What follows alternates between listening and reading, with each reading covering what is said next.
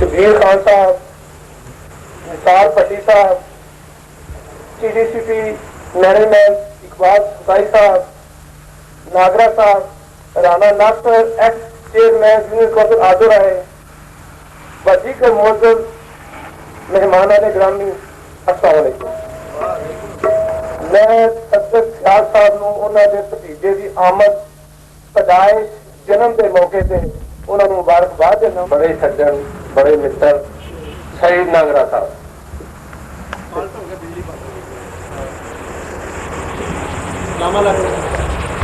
میرے مدد سامعین السلام علیکم۔ زندگی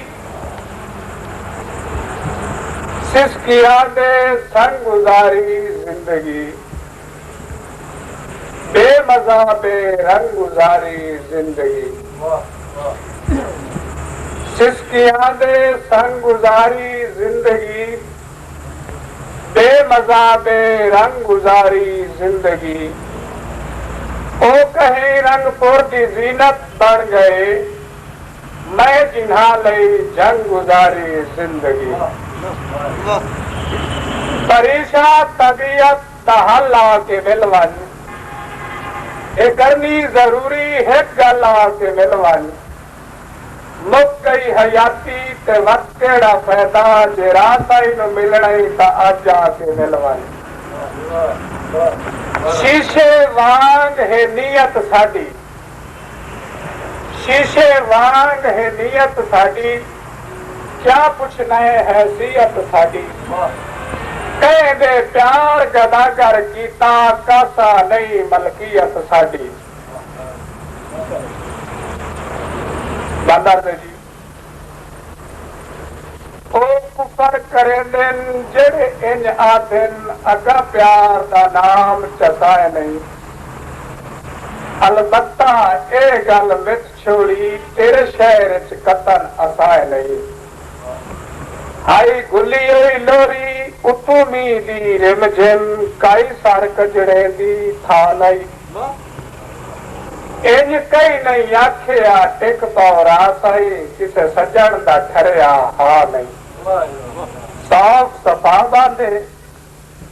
زیور غربت دے دکھی شوق تو پا باندھے۔